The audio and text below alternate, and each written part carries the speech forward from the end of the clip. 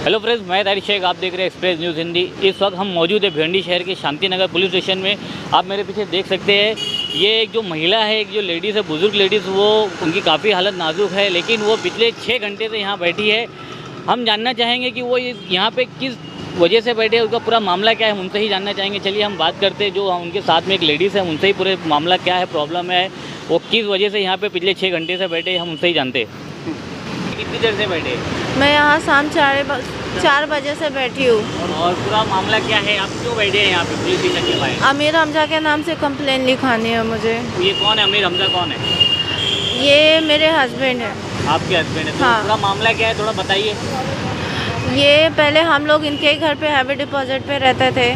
फिर उसके बाद में मेरी मम्मी की तबीयत ख़राब होने की वजह से हम लोगों को फर्स्ट फ्लोर पे घर चाहिए था, क्योंकि इनको चढ़ने उतरने में बहुत प्रॉब्लम होती थी। तो इसकी वजह से मेरी मम्मी ने उनको पैसे दिए थे 2.5 लाख रुपए हैवी डिपॉजिट के लिए। लेकिन जब दूसरा घर लेना था तो वो पैसे रिटर्न वापस करने के लिए तैयार थे, पर उस टाइम पे घर मिल नहीं रहा था, हम लोग को हैवी डिपॉजिट पे भाड़े पे मिल रहा था। तो मेरी मम्मी अमीर हमजा को अपने बेटे जैसा मानते थे।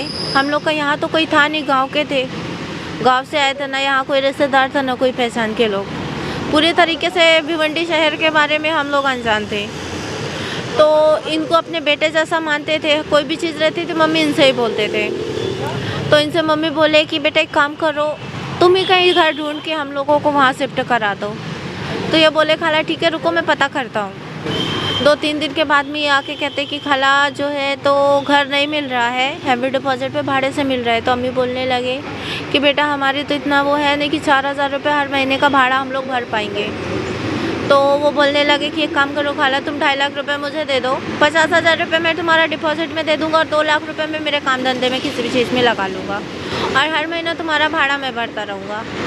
तो मेरी मम्मी बोली कि ठीक है, क्या तुम्हारा हैवी डिपॉजिट जैसा रहेगा, तुम्हारा वहाँ से भी 50 वापस हो जाएगा, 10,000 रुपये मैं तुम्हारा डिपॉजिट में दे दूँगा, और 2 लाख रुपये मैं मेरे काम धंधे में किसी भी चीज़ में लगा लूँगा, और हर महीना तुम्हारा भाड़ा मैं भरता रहूँगा। तो मेरी मम्मी बोली कि ठीक है, क्या तुम्हारा हैवी डिपॉजिट जैसा रहेगा, तुम्हारा वहाँ से भी 50 वापस हो जाएगा, 2 लाख रुपए ये भी मैं इसमें से कोई काटूंगा नहीं। तो मम्मी बोले ठीक है बेटा, हमको चलेगा, कोई टेंशन नहीं है। उसको दे दिए। और फिर उसके बाद में 1 महीने के बाद गए थे सिटी हॉस्पिटल के पीछे सलमा अपार्टमेंट पे।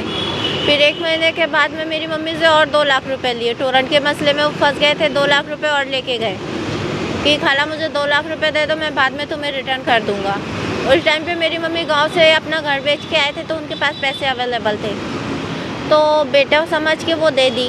2 महीने का टाइम मांगे थे और कहे खाला जब तक का मैं दूंगा नहीं तुमको पैसे वापस, हर महीने में तुमको 3600 रुपये इस महीने का 2 लाख रुपए का मुआवजा देता रहूँगा।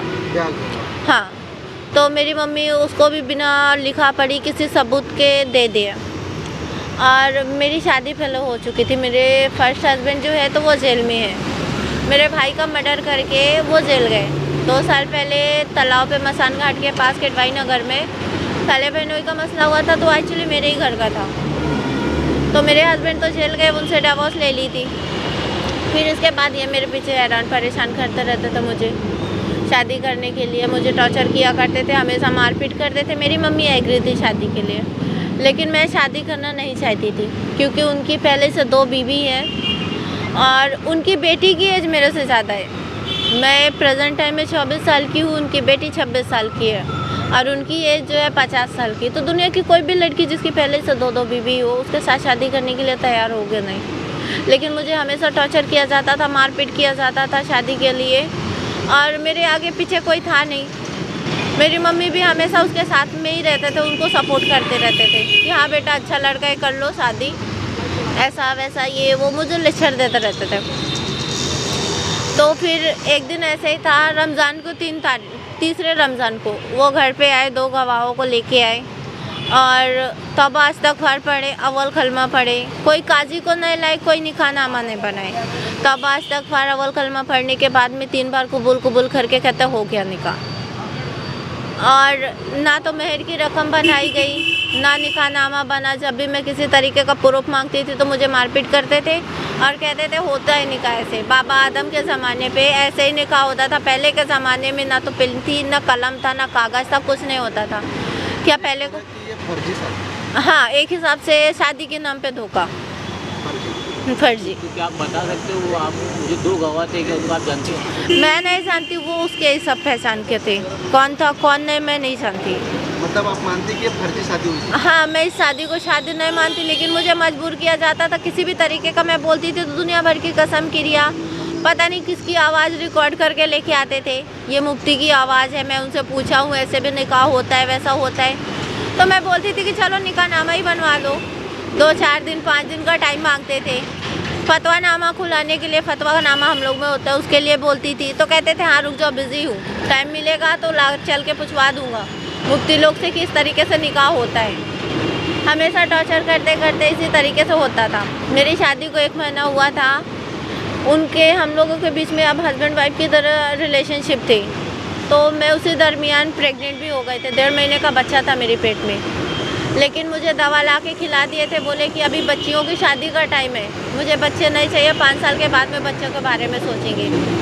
6 महीना हुआ शादी को, ना मुझे कभी खर्चा पानी देते थे, ना किसी तरीके का भी रहता था। मेरी मम्मी के घर में ही मैं रहती थी, उनके घर में आते रहना, खाना पीना हर चीज़ उनके ही घर में होता था। वो भी आते थे तो उनके ही घर पे आते थे, और वहाँ भी था। तो जब उनकी दोनों वाइफ लोग को पता चला तो मैं उनकी दोनों वाइफ और उनकी बेटी लोग आके मारपीट करके गए, मुझे मजबूरन डिवोर्स लेने के लिए तैयार किया गया मारपीट करके। और आज हम लोग घर से बेघर हैं, उनको कुछ अता पता नहीं है। वहाँ का भाड़ा भी 3 महीने से भरे नहीं, तो मकान मालिक ने घर से निकाल दिया। आज मैं, मेरी माँ और मेरी मासूम सी बच्ची, वो भी बीमार है, अपनी बुआ के घर पे है। हम लोग तीनों दर बदर की ठोकर खा रहे हैं, ना हमारे पास सर छुपाने की छत है, ना कोई ठिकाना। पुलिस प्रशासन के पास आप आई हुई हो, कितना समय हो गया अभी तक आपका कुछ?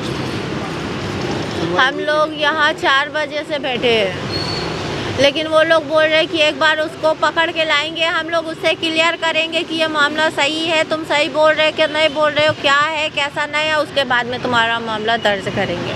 तो अभी तक कोई सुनवाई? अभी किसी तरीके का नहीं हुआ, सारा बयान हो चुका है, लेकिन उनका कहना है कि पहले उससे पूछ लेंगे, उसके बाद में किसी तरीके की कार्रवाई स्टार्ट होगी। हम लोग के पास अभी कोई ठिकाना नहीं है, कोई जरिया नहीं है, हम लोग घर से बेघर हैं। कहीं से मदद नहीं मिल? कहीं से कोई मदद नहीं मिल रही है। आप मदद के लिए और अपने न्याय के लिए सरकार से क्या गुहार लगाओ? बस मैं यही चाहती हूँ, हम लोगों का यहाँ है नहीं कोई, गांव से आए थे हम लोग, ना हम लोगों का यहाँ कोई अपना है ना रिश्तेदार है।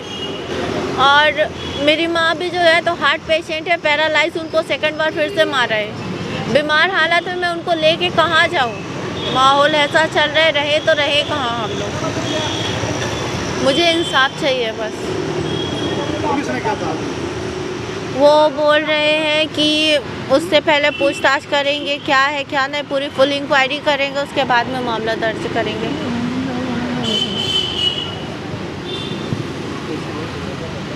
एक्सप्रेस न्यूज हिंदी पर वीडियो देखने के लिए करें लाइक, शेयर और सब्सक्राइब। बेल आइकन दबाना ना भूलें।